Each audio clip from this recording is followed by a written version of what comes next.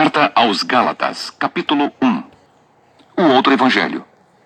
Estou muito admirado com vocês, pois estão abandonando tão depressa aquele que os chamou por meio da graça de Cristo e estão aceitando outro evangelho. Na verdade, não existe outro evangelho, porém eu falo assim porque há algumas pessoas que estão perturbando vocês, querendo mudar o evangelho de Cristo. Mas se alguém, mesmo que sejamos nós, ou um anjo do céu, anunciar a vocês um evangelho diferente daquele que temos anunciado, que seja amaldiçoado. Pois já dissemos antes e repetimos, se alguém anunciar um evangelho diferente daquele que vocês aceitaram, que essa pessoa seja amaldiçoada. Atos dos Apóstolos, capítulo 23. Então Paulo olhou firmemente para os membros do conselho e disse: Meus irmãos, tenho vivido até hoje com a consciência limpa diante de Deus. Mas Ananias, o grande sacerdote, mandou que os homens que estavam perto de Paulo dessem um tapa na boca dele. Aí Paulo disse a Ananias: Hipócrita, Deus o castigará por isso. Você está sentado aí para me julgar de acordo com a lei, não é? Então como é que mandou bater em mim? Isso é contra a lei. Os homens que estavam perto de Paulo perguntaram: Você está insultando o grande sacerdote, o servo de Deus?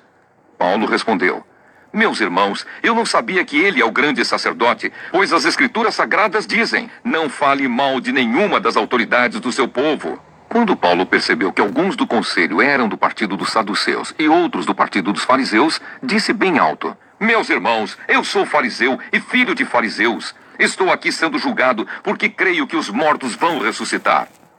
Assim que ele disse isso, os fariseus e os saduceus começaram a discutir, e o conselho se dividiu.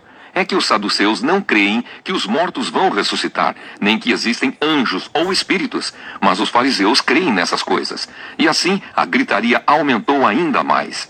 Então alguns mestres da lei, que pertenciam ao partido dos fariseus, se levantaram e protestaram. Eles disseram: Não vemos nenhum mal neste homem. Pode ser mesmo que um anjo ou um espírito tenha falado com ele. A briga chegou a tal ponto que o comandante ficou com medo de que Paulo fosse despedaçado por eles. Por isso mandou os guardas descerem para tirar Paulo do meio deles e o levar de volta para a fortaleza. No dia seguinte, o Senhor Jesus apareceu a Paulo e disse: Tenha coragem, Paulo. Você falou a meu respeito aqui em Jerusalém e vai falar também em Roma. O plano para matar Paulo. Na manhã seguinte, alguns judeus se ajuntaram e juraram que não iam comer nem beber nada enquanto não matassem Paulo. Os homens que combinaram fazer isso eram mais de 40. Eles foram falar com os chefes dos sacerdotes e com os líderes do povo e disseram: Nós fizemos o seguinte juramento: que Deus nos amaldiçoe se comermos ou bebermos qualquer coisa enquanto não matarmos Paulo. Agora vocês e o Conselho Superior mandem pedir ao comandante que traga Paulo aqui. Digam que estão querendo examinar melhor o caso dele. Então, antes que ele chegue, nós estaremos prontos para matá-lo. Mas o filho da irmã de Paulo ficou sabendo do plano. Ele entrou na fortaleza e contou tudo a Paulo. Então Paulo chamou um dos oficiais e disse: Leve este moço ao comandante. Ele tem uma coisa para contar a ele. O oficial levou o moço ao comandante e disse: Aquele preso que se chama Paulo mandou me chamar e pediu que eu trouxesse este moço porque ele tem uma informação para o senhor. O comandante pegou o moço pela mão, levou-o para um lado e perguntou: O que é que você tem para me contar? Ele respondeu: Alguns judeus combinaram pedir ao senhor que leve Paulo amanhã ao Conselho Superior com a desculpa de quererem examinar melhor o caso dele. Mas não acredite nisso, pois mais de 40 deles vão ficar escondidos esperando Paulo para o matar. Todos eles fizeram este juramento: que Deus nos amaldiçoe se comermos ou bebermos qualquer coisa antes de termos matado Paulo. Eles estão prontos para cumprir o juramento e esperam apenas saber o que o Senhor vai resolver. Então o comandante respondeu: Não diga a ninguém que você me contou isso. E mandou que o moço fosse embora. Paulo é mandado para o governador Félix. Então o comandante chamou 2 oficiais e disse: Arranjem 200 soldados e mais 70 cavaleiros e 200 lanceiros para ir até a cidade de Cesareia. Estejam prontos para sair daqui às 9 horas da noite. Preparem também cavalos para Paulo montar e o levem com toda a segurança para o governador Félix. Depois, o comandante escreveu uma carta que dizia o seguinte: Excelentíssimo governador Félix, saudações. Alguns judeus agarraram este homem e quase o mataram. Quando soube que ele era cidadão romano, eu fui com os meus soldados e não deixei que ele fosse morto. Eu queria saber por que o estavam acusando, e por isso resolvi levá-lo diante do Conselho Superior dos Judeus. Então descobri que ele não tinha feito nada para merecer a prisão ou a morte. A acusação contra ele era a respeito da própria lei deles. Quando fui informado de que havia um plano para matá-lo, resolvi mandá-lo ao Senhor. E disse para aqueles judeus que fizessem as acusações na sua presença. Saúde, Cláudio Lísias. Então os soldados cumpriram as ordens. Pegaram Paulo e o levaram durante a noite até a cidade de Antipátride. No dia seguinte, os soldados voltaram para a fortaleza, deixando que os cavaleiros continuassem a viagem com Paulo. Eles o levaram para a cidade de Cesareia, deram a carta ao governador e lhe entregaram Paulo. O governador leu a carta e perguntou a Paulo de onde ele era. Quando soube que era da região da Cilícia, disse: "Quando os seus acusadores chegarem, eu ouvirei o que você tem para dizer."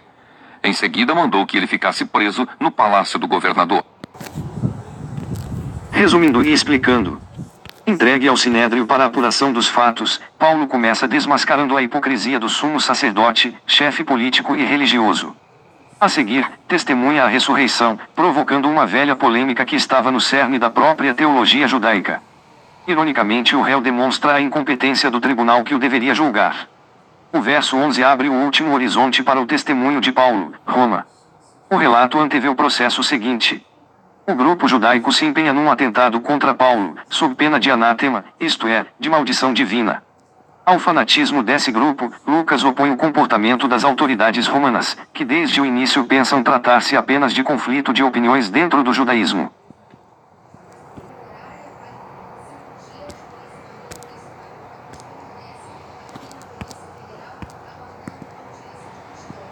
Segunda carta aos Tessalonicenses, capítulo 3. Orem por nós. Finalmente, irmãos, orem por nós, para que a mensagem trabalhar e fazer o bem. Irmãos, em nome do nosso Senhor Jesus Cristo, ordenamos a vocês que se afastem de todos os irmãos que vivem sem trabalhar e que não seguem os ensinamentos que demos a eles. Vocês sabem muito bem que devem seguir o nosso exemplo, pois não temos vivido entre vocês sem trabalhar. Não temos recebido nada de ninguém sem pagar. Na verdade, trabalhamos e nos cansamos. Trabalhamos sem parar dia e noite, a fim de não sermos um peso para nenhum de vocês. É claro que temos o direito de receber sustento, mas não temos pedido nada a fim de que vocês seguissem o nosso exemplo. Porque quando estávamos aí, demos esta regra: quem não quer trabalhar, que não coma. Estamos afirmando isso porque ouvimos dizer que há entre vocês algumas pessoas que vivem como os preguiçosos, não fazem nada e se metem na vida dos outros. Em nome do Senhor Jesus Cristo, ordenamos com insistência a essas pessoas que vivam de um modo correto e trabalhem para se sustentar. Mas vocês, irmãos, não se cansem de fazer o bem. Se alguém não quiser obedecer ao que estamos mandando nesta carta, vejam bem quem está fazendo isso e se afastem dele para que fique envergonhado. No entanto, não o tratem como inimigo, mas o aconselhem como se aconselha um irmão.